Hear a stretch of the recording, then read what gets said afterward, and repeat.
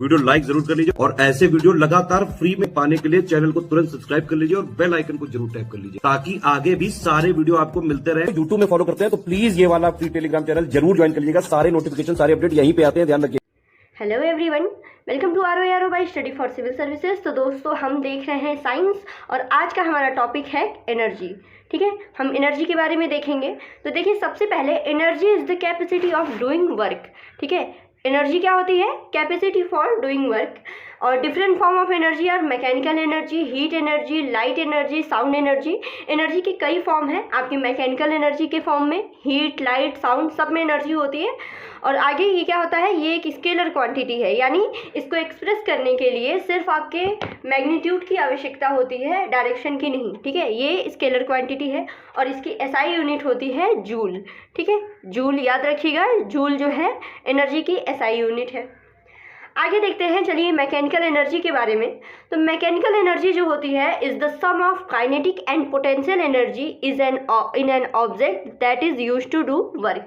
ठीक है, आप कह सकते हैं कि किसी ऑब्जेक्ट की मैकेनिकल एनर्जी उसकी काइनेटिक एनर्जी और पोटेंशियल एनर्जी का सम होती है। ठीक है, उसको अगर ये देखिए ऐसे एक्सप्रेस कर सकते हैं, mechanical energy equal to kinetic energy plus potential energy. इसके फॉर्मूला हम आगे देखेंगे। तो काइनेटिक एनर्जी, ठीक है, काइनेटिक एनर्जी की सबसे पहले चलिए डेफिनेशन देख लेते हैं। The kinetic energy of an object is the energy that possesses due to its motion. ठीक है, इट्स मोशन तो सिंपल है आपका, किसी ऑब्जेक्ट की गति की वजह से यानी मोशन की वजह से जो एनर्जी होती है वो काइनेटिक एनर्जी कहलाती है। ठीक है, if the mass of the body mkg and speed v metre per second then kinetic energy will be half mv²। ठीक है, ये इसका मैथमेटिकल फॉर्मूला है, हाफ mv², जहाँ पे m जो है उस बॉडी का मास है और v मीटर पर सेकेंड की स्पीड है उसकी। ठीक है, तो ये देख लीजिए, kinetic energy is a scalar quantity. ठीक है, कंप्लीट एनर्जी भी देखा था, एनर्जी भी एक स्केलर क्वांटिटी है।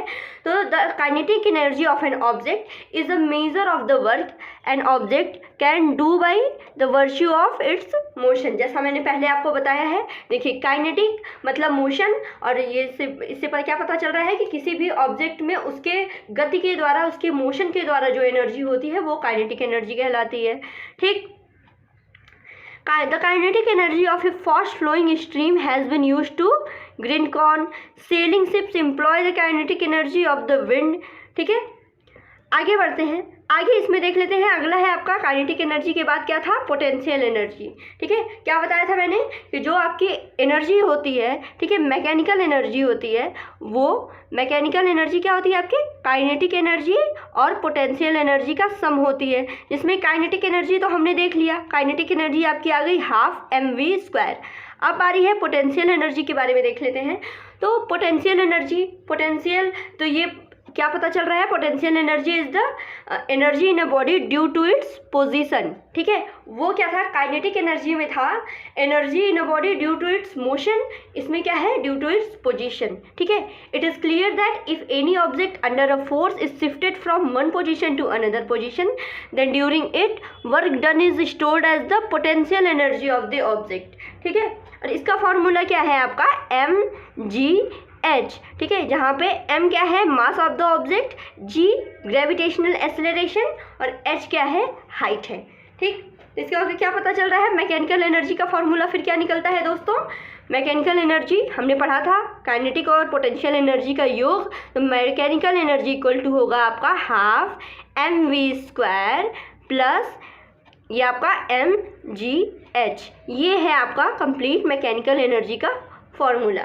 ठीक, अब आगे बढ़ते हैं। अब हम देखेंगे नया टर्म, वो है मोमेंटम। ठीक है, मोमेंटम को चलिए पढ़ते हैं। तो इसका फॉर्मूला, इसकी डेफिनेशन क्या है? Momentum of a body is defined to be the product of its mass m and velocity v and denoted by p। ठीक है, मोमेंटम को p से डिनोट करते हैं सबसे पहले, और इसका डेफिनेशन क्या है? मास और वेलोसिटी का प्रोडक्ट। ठीक है, यानी p इक्वल टू mv। अब इसके बारे में चलिए थोड़ा डिटेल देखते हैं। तो इसके बारे में है, momentum is a clearly a vector quantity. ठीक है, ये force for the same time causes the same change in momentum for different body. ये याद रखिएगा, ये क्या है? This is the crucial clue to second law of motion. ठीक है, आगे देखते हैं। The rate of change of momentum of a body is directly proportional to the applied force and take place in the direction in which the force acts. ठीक है, ये कि देखिए वेक्टर क्वांटिटी है और इसका डायरेक्शन क्या होगा, जो फोर्स का डायरेक्शन होगा।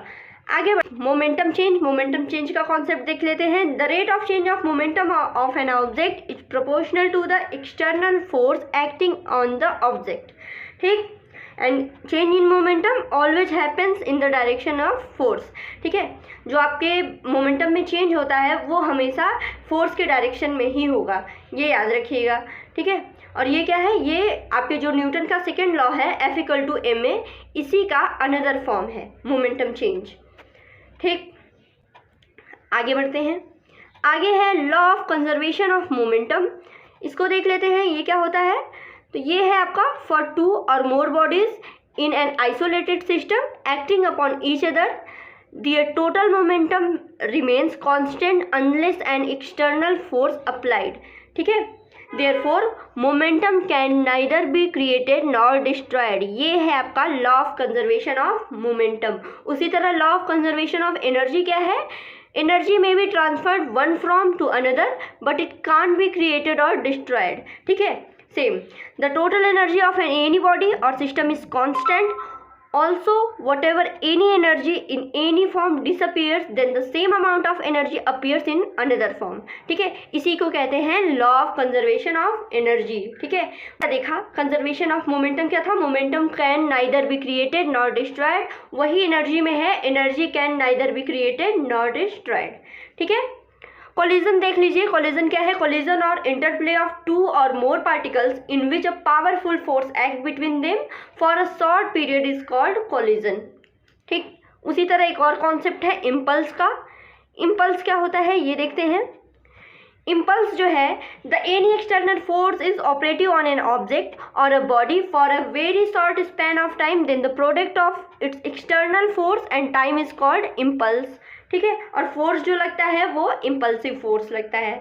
तो इम्पल्स इसको जे से डिनोट करते हैं। ठीक है, इम्पल्स इक्वल टू एफ और जो टाइम इंटरवल है उसका प्रोडक्ट। ठीक है, एफ इंटू डेल्टा टी, ये जे यानी इम्पल्स का मैथमेटिकल ये ऐसे इसको डिनोट करेंगे।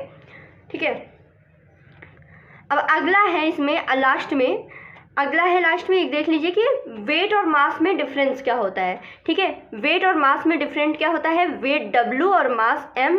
तो चलिए इसके बारे में देख लेते हैं। वेट जो है ग्रेविटेशन फोर्स ऑफ अर्थ। ठीक है, और इसमें क्या है, अ measurement of the amount of matter.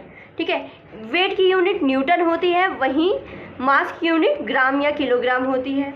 ठीक है, वेट क्या होता है, एक वेक्टर क्वांटिटी होता है, इसमें डायरेक्शन होता है, but mass is a scalar quantity. ठीक है, इसमें डायरेक्शन नहीं होता है, सिर्फ मैग्नीट्यूड होता है। ठीक है, वेट क्या है, varies according to the place. ठीक है, पोल्स पे अलग होगा, इक्वेटर पे अलग होगा। ठीक है, ये और वहीं पे जो मास होता है वो कांस्टेंट होता है एट एवरीवेयर। ठीक है, तो ये दोनों में डिफरेंस है दोस्तों। आज के लिए इतना ही, थैंक यू सो मच।